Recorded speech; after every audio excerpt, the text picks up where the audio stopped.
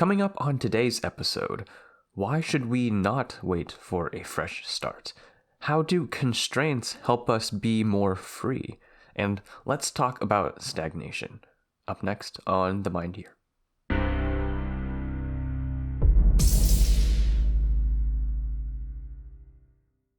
Hey, what is up, everyone? It's Theguyhere, and welcome back to another episode of Themindhere, the bi-weekly podcast where I talk about new knowledge I learned, projects I'm working on, and current events. Topics may be random, but I hope that with each episode you can come away with a fresh perspective on the universe. Welcome to all of you who are here for the first time. If you like my content and want to see more, please consider subscribing. All right, to start off this episode, just going to give a quick update about just things that are going on with the channel about myself. So first thing is that my allergies are getting better since last episode, or was today, the day that I need to record. It's gotten a bit worse, so unfortunately you'll have to suffer through a bit of a nasally voice throughout the entire episode.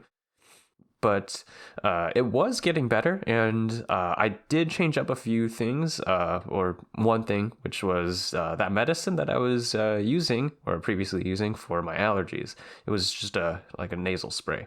But turns out that medicine was expired 3 years ago. So basically, it probably wasn't doing anything, besides maybe placebo effect. So I decided to get a new one, new nasal spray. And so hopefully this should help. Although with allergies, I never know what's actually helping me. All I'm doing is just like, oh, these are the recommended of what you should do.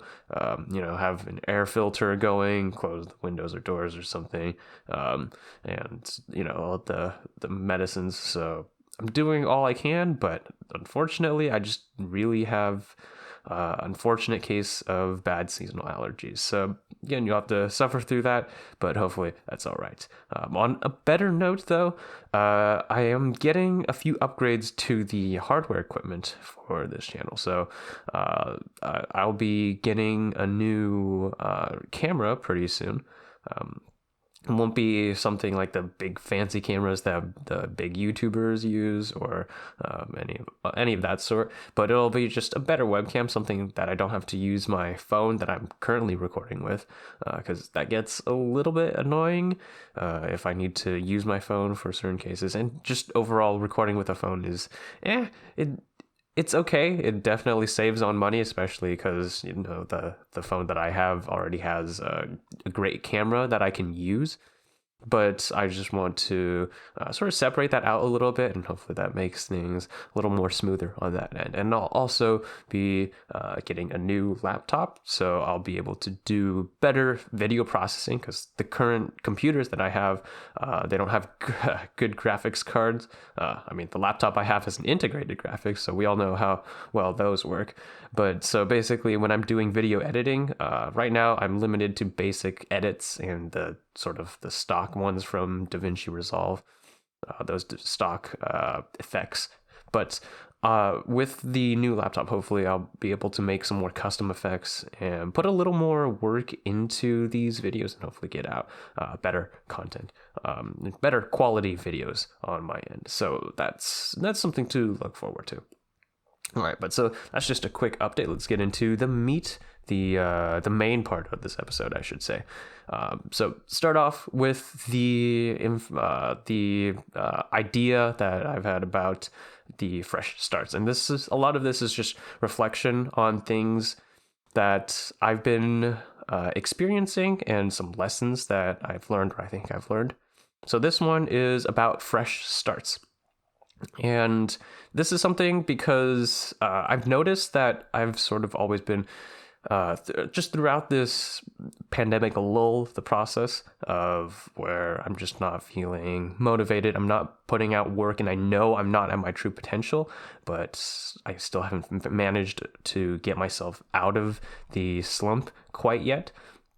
And one thing I have been noticing, is the pattern that I keep wanting to wait for a fresh start before I don't know, change my behavior or do something. Maybe waiting for the end of, I don't know, the school year or a time period, maybe end of the week or next day for whatever certain things, right? So wanting a fresh start to begin, feeling like everything, I can forget the past and go on with something new. Unfortunately, that hasn't worked out too well. And I think the reasons why I think this doesn't work is because you'll never really get a good fresh start or the fresh start you really want, right? There will always be something that's sort of left over. Maybe you wanted a fresh start after the weekend, but whatever you did on the weekend sort of bit into the first part of the week. Maybe you stayed up a little too late or something like that, and your first part of the week is already sort of a little tainted. Oh well, maybe next week, right? But the issue there is that it quickly becomes a procrastination excuse, right? Oh, I'm waiting for a fresh start, but until then I can just do whatever, right? Two things, because if you're waiting for your fresh start and doing what you're currently doing that's probably not good for you or not what you want, then chances are that that'll impact the fresh start that you want. But also, you'll probably never get to that fresh start that you want, right? So rather than having the timeline for change or whatever you want to do be held in the hands of, I don't know, chance, statistics, I'd rather put that into my own hands, right? I'd rather start change on my own timeline than be forced to do change, because then it becomes uncomfortable and desperate, and you make choices that you might not want to do for that change process. But if you get down, buckle up, and say, okay, I'm doing this change right now, then you'll have that under your own control, and you can sort of control where that direction is going. You can have it better planned. Yeah. So I'm going to have to edit this out real quick, but whew, okay. So I know I told you I wasn't going to edit things out, but unfortunately I don't want that in there, even though it's sort of, a little edit sort of ruins that authenticity, but I promise you don't want to hear and see what I did to relieve my allergies there. Anyways, the next step here, the next pattern notice that I've noticed, I guess, is the irony of how constraints work on living systems, on other things. And one thing I've noticed is that this week, so I guess, yeah, it's still this week, since I start my week on Monday and end on Sundays. So I'm still considering this part of this week, but for most of people, this might be last week. Anyways, the point is I started taking summer classes, and because of that, my time has been a bit more constrained. Like half of the day, maybe like first, like all of morning or all of afternoon is dedicated towards class lectures and doing homework. So I have a time constraint there, and you would think that with that time constraint, I'd be able to do less, right? Because I have less time to do things. But oddly enough, I've noticed that my productivity has improved quite drastically compared to, I don't know, the summer period before that, before I started classes. And I almost think that I've gotten a little more work done. Maybe not in the areas that I want to get done, because I have to do classes, and then other things are sort of more time sensitive that I have to do. But I feel like that I've gotten a bit more done. So it's interesting that these constraints have sort of helped me get things done. And that's something that I've noticed with other things as well, especially with engineering teams, for example. You never want to give engineering teams the luxury of infinite money and infinite resources, because then nothing will get done and no innovation will happen, right?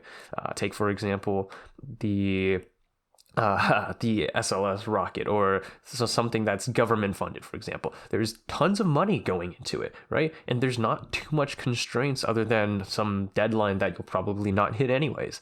But with commercial engineering teams, you have the constraint of budget. You are trying to make a profit, so you want to get things as low cost as possible. And besides that, you also have competitors that you have to compete against, right? So if your product or your service is subpar, you're going to get you're not going to get anything. So there's that pressure on it, and there's a constraint on it, but that constraint often leads to more innovative products and often just better results than if you had infinite resources, right? So constraints there are sometimes able to give you better freedom than just sort of laissez-faire floating around with whatever you have, right? Infinite stuff. If you don't have something constraining and controlling, then it's like you don't have a scaffold, right? Some people might think of constraints as sort of a cage that sort of limits them. And to some extent, if your constraints are severe enough, yeah, they do become a cage, right? If you don't have your necessities for living, you don't have good shelter, good food, then yeah, that constraint's gonna definitely cut into what you're able to do, and that's not good. But sometimes constraints can often act as a scaffold, something rather than limiting you, something that guides you, right? These constraints will help you navigate or do things or just help you control things, right? Rather than letting it go its own course and you don't have control over it. So that's something that is a little counterintuitive, and some people might notice this, know that, hey, when school's going on, I might not like school, but I do have a good set schedule, right? So it's something like that that's interesting, and something that might help with the next topic that I'm about to bring up, and that is the stagnation. So a little quick caveat, a little detour. This was something that I've just noticed about, I was looking at sort of the progress that I've made, a little reflection on what I've done. And I've noticed that my channel has grown since like pre-pandemic, but it has recently stagnated quite a bit. And I guess that's no surprise because the content that I've been putting out has all been just these podcast videos, which by no means I don't think are terrible things, but it's been the only things. And it's probably not something that a lot of people would want compared to before this calendar year when I was making some music. That's probably something that sort of spurred that growth. But also besides like the little streaming exercise or the streaming episodes that I did towards the beginning of the year, right? So new things that brought people in, but then slowly it sort of just fluctuated up and down, sort of been stagnant. And I've looked at it, and the previous two things that I brought up about the fresh start fallacy and also the constraints, those things I think contribute to that, where I sort of didn't want to. So with the fresh start fallacy, right? Of course, I've just constantly, okay, this is not great. I want a fresh start, right? Like how at the beginning of the year, I was like, okay, I want to work on things that are more Web3 related, or just other things that I want to do. So shifting my focus away from music to another thing, right? Fresh start. But then that didn't turn out as well. Okay, maybe I'll wait for, I don't know, next episode, next month, whatever it may be, just to keep progressing, keep procrastinating for the most part of the fresh start until, well, I mean, hopefully now. I really don't want to keep waiting for that fresh start to do things. I really need to, from what I've noticed, I really need to just sort of focus on what I currently need to get done. So whatever I have scheduled for the day, for example, if I really should have a schedule. Some days I just neglect to schedule, almost as like, okay, let's see how that'll turn out. It doesn't turn out well. I've done it a few times. I probably shouldn't keep doing that. But with a schedule for the day, I should probably look at, okay, so what do I have for this time block? And just focus on that. Don't think, I don't know, about the other things I have to do that might overwhelm, and then I might pull away from my schedule because then I might feel as if it's too oppressive, even though I said it for myself. So sort of taking that time to focus on the thing I need to do right now, whether that be, I don't know, taking notes for a class, or maybe taking a nap real quick, just focusing on that and nothing else. And then once the time has come, move on to the other thing. But then also during the time periods that I've scheduled to do planning, right? Those are when I can more appropriately assess on a longer term scale and take lessons from the previous planning period. What did I not do well? What could I have accounted for during my planning period? What do I need to do better? Like stuff like that, right? So just sort of separating that out, that'll definitely help with the execution part, but also just fresh starts really shouldn't be waiting for that. it's really when I decide I want to make some changes and to sort of fight the habits that I've built, whether they be good or starting to do habits that I want, right? So I should really be putting that timeline onto my own hands. The pandemic, if it's taught us anything, is that with times that are uncertain, you really need to put time schedules on your own hand. Because if you wait for the pandemic to get done, or wait for other things to get you started, right? That's not going to happen. I think that pre-pandemic, there was this sort of predictive environment, right? People thought like, okay, I'm going to graduate from high school and then go to college and then do these things, and then along these certain lines. A lot of things were very predictable, right? But with the pandemic thrown in, a lot of things became unpredictable, and some people might have thrived better because some constraints might have been lifted, or things were more fluid in some senses.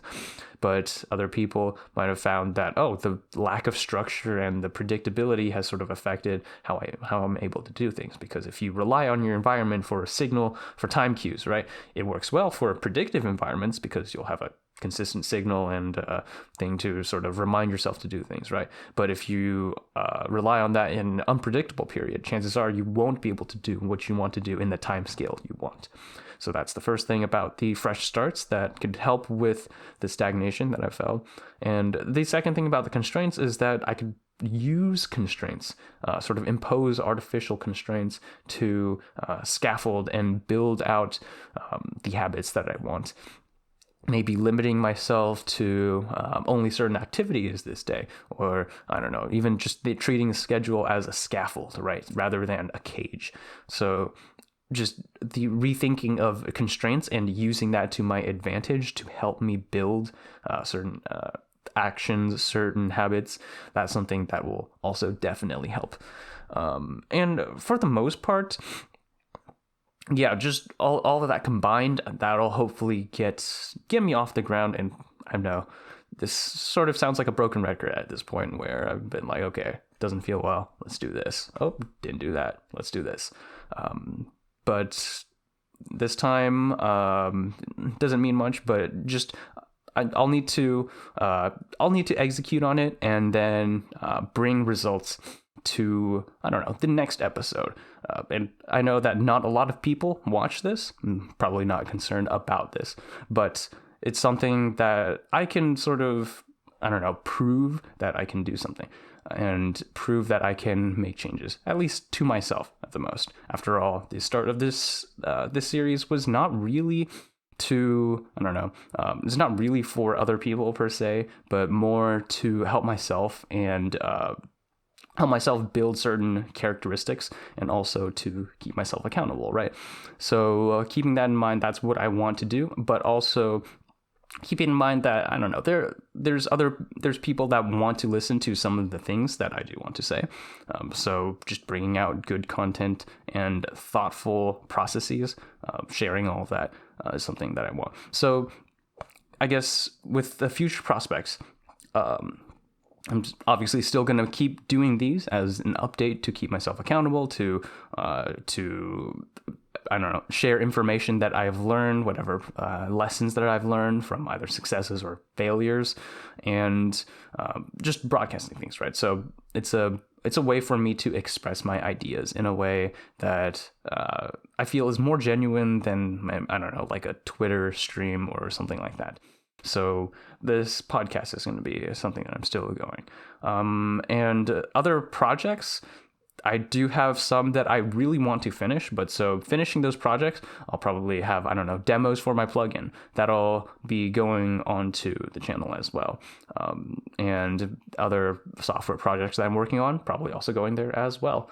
And I'm also, once I have the better laptop and the better camera, I'll probably be able to do some streams and actually maybe use Twitch and then take some of those VODs and put it onto YouTube. That's probably better than streaming onto YouTube, despite me not wanting to switch platforms or anything.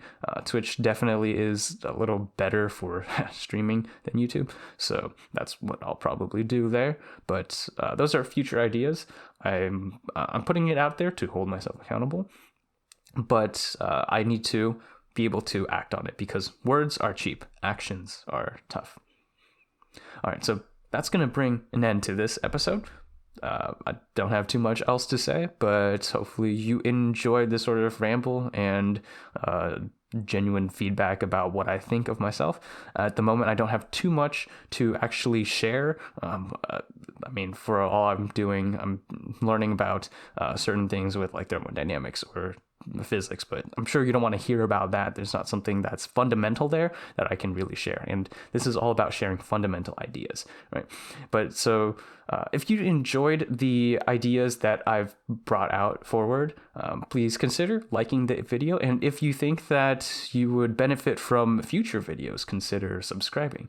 And maybe you know of someone that might find these videos interesting, or maybe someone that might need some of the advices that I've given. If so, then I'd greatly appreciate it if you shared my videos or even my channel with them. It means a lot. It helps grow the community. And overall, I'm just excited to help anyone as much as possible. Anyways, take care, stay humble, and I'll see you all in the next episode.